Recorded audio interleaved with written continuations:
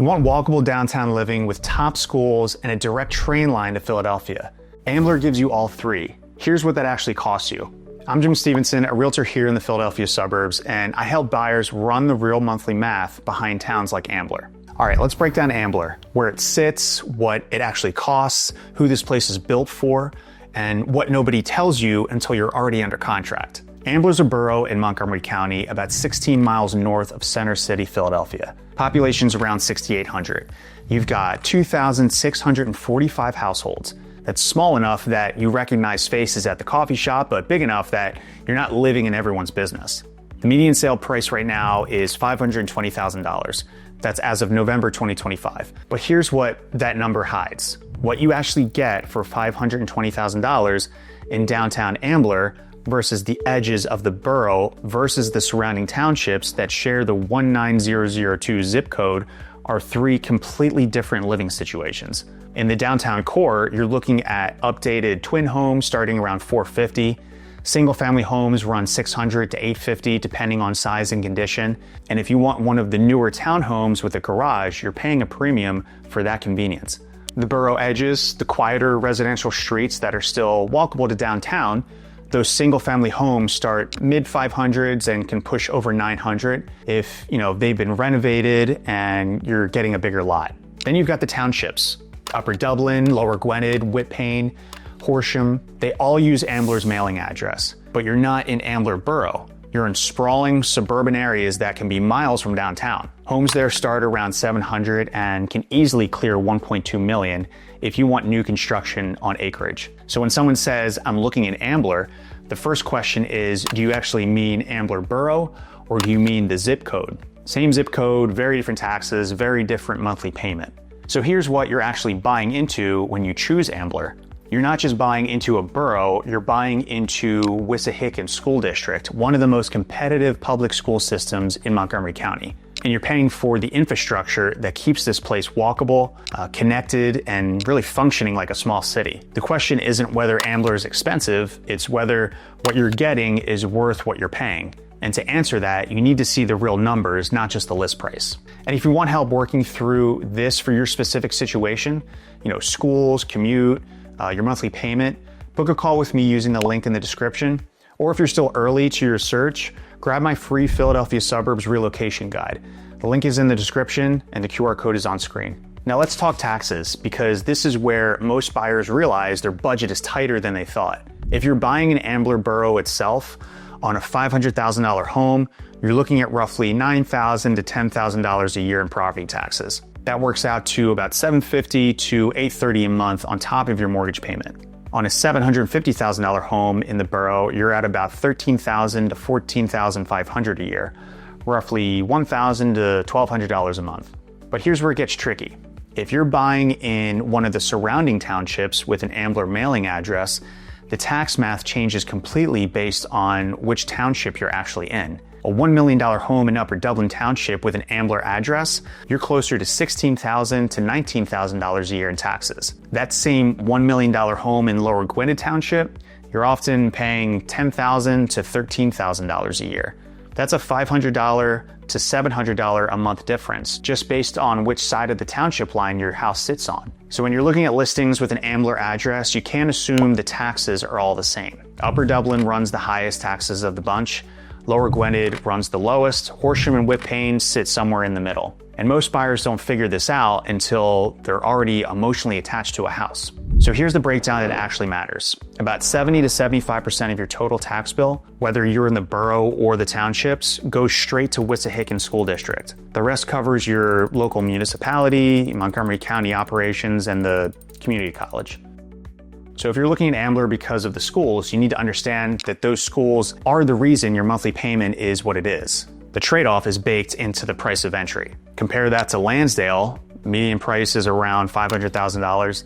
Taxes are similar and you still get a walkable downtown with train access. The difference is Lansdale doesn't feed into Wissahickon. It feeds into North Penn School District, which is also strong, but it's not pulling the same buyer pool. Or compare it to Bluebell, which does feed into Wissahickon in some areas. Median price there is around $900.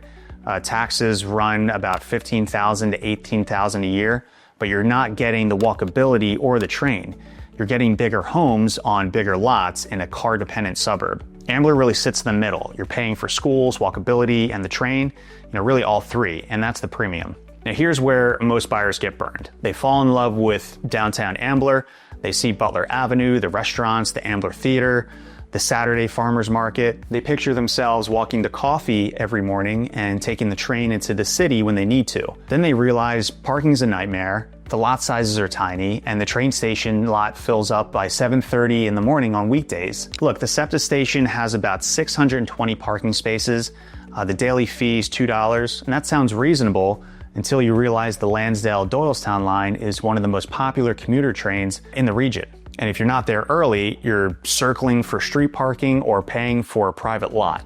The train itself is 37 minutes to Center City. That's door to platform to 30th Street Station. It's reliable, weekday and weekend service, but if your office is anywhere other than Center City, King of Prussia, Conshohocken, Malvern, you're driving. And Ambler's not positioned for an easy reverse commute. King of Prussia is about 22 minutes by car. Conshohocken's 15 to 20, Plymouth Meeting's 10 to 15. But if you're heading to Malvern or Exton for work, you're looking at 35 to 45 minutes each way, and that's with no traffic. Look, if you're picking Ambler because you picture yourself on that train to Center City, that makes total sense. It's 37 minutes door to door. But if your office is in King of Prussia or Conshohocken, you're not using that train premium you just paid for. You're sitting in traffic on 476 like everyone else. Now here's the thing most people don't talk about until you're deeper in the process. If you Google Ambler's history, you'll find something that catches a lot of buyers off guard. From the 1880s through the 1980s, Ambler was known as the asbestos capital of the world. A company called Keesby and Madison manufactured asbestos products right here in town. They made insulation, shingles, building materials. For decades, this was the economic engine of Ambler. The company built houses for workers, they built schools, they built an opera house, but they also dumped industrial waste. Millions of cubic yards of asbestos-containing material ended up in piles around town. That legacy left Ambler with two EPA Superfund sites, Ambler Asbestos Piles and Borit Asbestos. They've been capped, fenced, and monitored since the 1980s, and the EPA says the risk to residents is low, but it's on the books. And for some buyers, especially families with young kids, that's a deal breaker even if the science says it's fine. And look, I'm not here to tell you how to feel about it, but I am here to make sure you know about it before you fall in love with the house. The other thing that shows up in disclosure is flood risk. 19% of properties in Ambler have some level of flood risk over the next 30 years, according to First Street Foundation. That doesn't mean your house is definitely flooding, but it does mean you need to check FEMA maps, ask about flood insurance, and understand what you're buying into if you're near a low-lying area. All right, let's shift to what actually makes Ambler worth considering. Wissahickon School District is a legitimate draw. The graduation rate's 95%, student-teacher ratio is 13-1, math proficiency is at 60%, which is solid for Montgomery County, and 85% of graduates hit the state's career-ready benchmarks. And that's not just marketing, that's real performance data that relocating families care about. And it's part of the reason homes in Ambler hold value even when the market softens. But here's what you need to know about the district. Not every part of Ambler feeds into Wissahickon. If you're buying in the surrounding townships, Upper Dublin, Lower Gwynedd, Whitpain, you need to confirm which school district you're actually in. Some areas do feed into Wissahickon, others don't, and that changes the comp set you're competing against. The downtown's the other big reason people pick Ambler. Walk score of 90, that's officially Walker's Paradise territory. You've got Bridget's, Forest and Main Brewing Company, Backyard Beans Coffee. The Ambler Theater's been there since 1928. It's got 3 screens and shows independent films and hosts community events. You've got First Fridays, you've got Oktoberfest. You've got a weekly farmers market that actually draws a crowd. It's not performative small town stuff, it's real community engagement. I worked with a couple last year moving from Manhattan. They wanted out of the city, but were really terrified of ending up somewhere dead. They looked at bigger suburban homes in Bluebell and Horsham, nice houses, but they really hated it. It was too quiet, too car dependent, nothing to do. They ended up buying a twin right in the borough core. Smaller yard, street parking, but they walk to dinner 3 nights a week. They take the train into the city when they want to. And they told me the farmer's market on Saturday mornings feels more like their old neighborhood than any suburb they looked at. That's the trade-off that Ambler offers. You give up some space and some convenience, but you keep the social life and the walkability. But let's talk about what that looks like day to day. The streets are active. There's noise from restaurants, from the train line that bisects the town, from traffic along Butler Avenue. If you're downtown, you're hearing it. That's the trade-off for being in the middle of everything. And parking can be tight. If you live in the borough core, street parking is the norm. On a Friday night when everyone's coming downtown for dinner, finding a spot near your house can be frustrating. Some of the newer townhomes have garages, but you pay for that convenience. If you want the proximity to downtown, but not the noise or parking hassles, you're looking at the borough edges. Quieter streets, bigger lots, more driveways, still walkable or bikeable to everything, and that's where families with young kids tend to land. So here's what this all comes down to. Ambler works if you value 3 things equally: walkability, schools, and train access to Philadelphia.